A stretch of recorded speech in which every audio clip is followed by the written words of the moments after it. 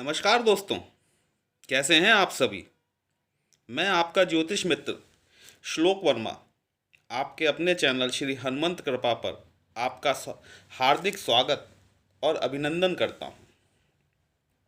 दोस्तों, जैसा कि आपको पता है कि गुरुदेव बृहस्पति के गोचर से संबंधित हमारी जो सीरीज चल रही है, उस सीरीज में आज हम बात करने वाले हैं कर्क राशि की।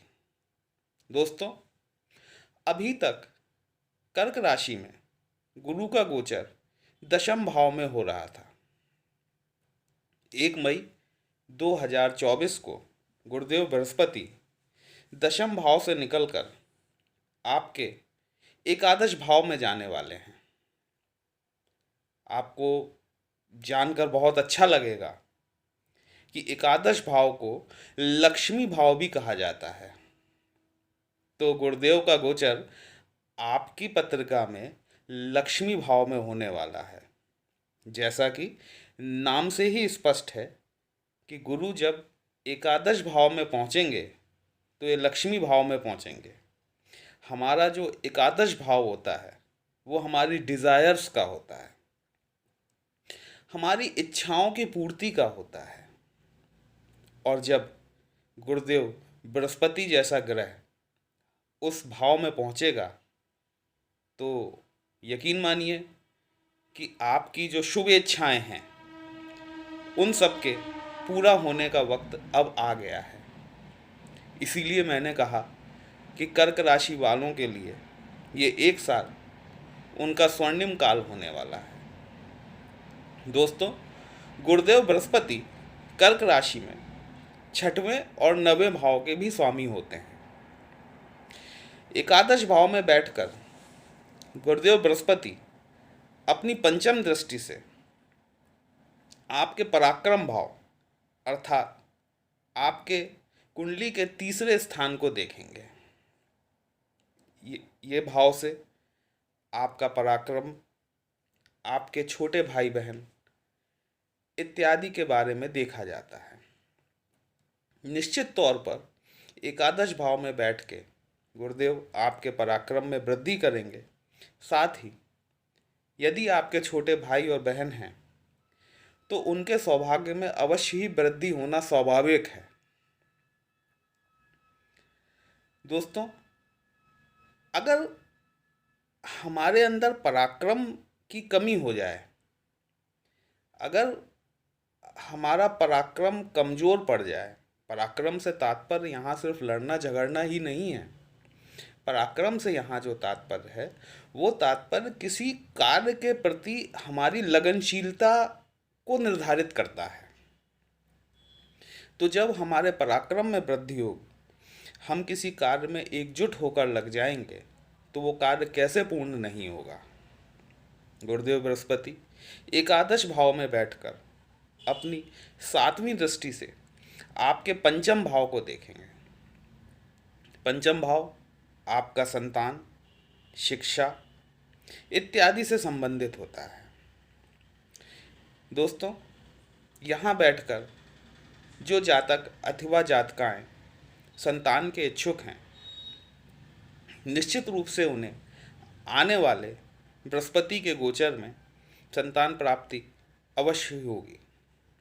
अगर आप के पुत्र पुत्री हैं, आप संतानवान हैं, तो आपकी पुत्र पुत्रियों को शिक्षा के क्षेत्र में उन्नति मिलेगी।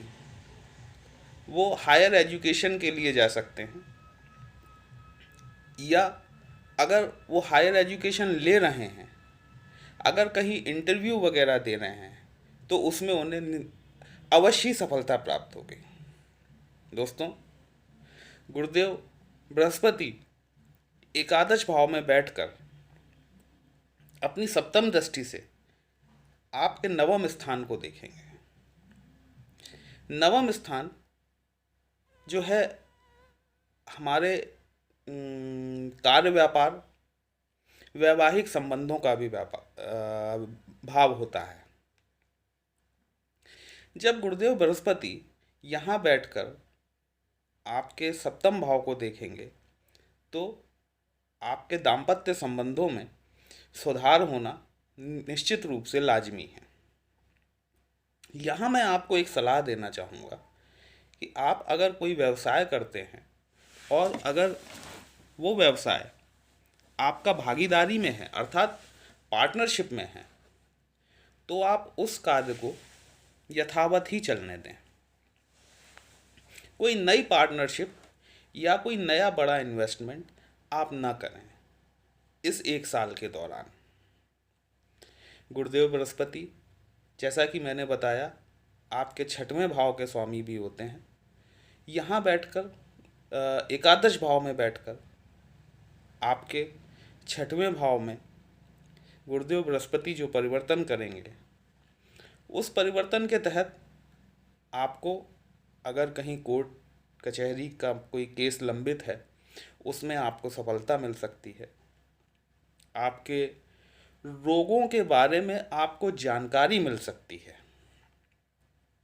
जैसे कभी होता है कि हमें कोई रोग है और वो रोग डायग्नोस नहीं हो पा रहा, तो गुरुदेव बृहस्पति की वजह से आपको उस रोग से संबंधित जानकारी मिल जाएगी और आप उसका निराकरण करवा पाएंगे।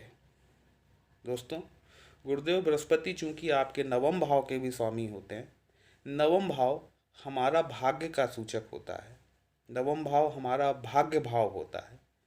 तो कैसे गुरुदेव भाग्य भाव को खाली छोड़ देंगे? गुरुदेव अवश्य ही आपको जो भी प्राप्तियां होंगी वो सब भाग्य भाव से ही करवाएंगे। जब आपका भाग्य जागृत होगा तो आपको धन लाभ भी होगा, आपके व्यवसाय में उन्नति भी होगी, आपके पारिवारिक संबंधों में मिठास आएगी, जो कटुता चली आ रही थी वो कटुता खत्म होगी, आपके ऋण रोग और शत्रुओं का नाश होगा, आपके संतान पक्ष में बढ़ोतरी होगी, संतान आपकी उच्च शिक्षा के लिए जा सकती है। तो इस तरह से अगर देखा जाए तो कर्क राशि वालों के लिए यह एक सुनहरा दौर जो आने वाला है। अगला 1 साल उनके भविष्य का निर्धारण करने वाला है। देखिए, गुरुदेव बृहस्पति अभी पिछले 1 साल से आपके 10वें भाव में चल रहे थे।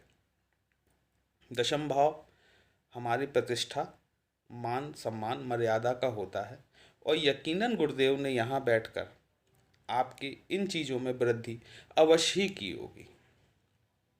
अब कुछ लोग कह भी सकते हैं कि साहब ऐसा तो नहीं हुआ, तो आपको किसी ज्योतिषी से परामर्श अवश्य लेना चाहिए कि आपकी पत्रिका में किस ग्रह की दशा, अंतर्दशा या प्रत्यंतर दशा चल रही है। तो दोस्तों, हमारा आज का विश्लेषण आपको कैसा लगा? अगर अच्छा लगा हो तो आप अपने इस चैनल को लाइक, सब्सक्राइब और शेयर अवश्य करें। गुरु ग्रह के उपाय हेतु मैंने आपको मंत्र पहले वीडियो में बताए हुए हैं, आप चाहें तो वहाँ से उन्हें देख सकते हैं और उन मंत्रों का जाप करके गुरु के गुरुत्व में, मतलब उनकी शुभता में वृद्धि कर सकते हैं। दोस्तों, आज के लिए इतना ही। फिर मिलेंगे नई राशि के लिए नए विश्लेषण के साथ। जय श्री राम।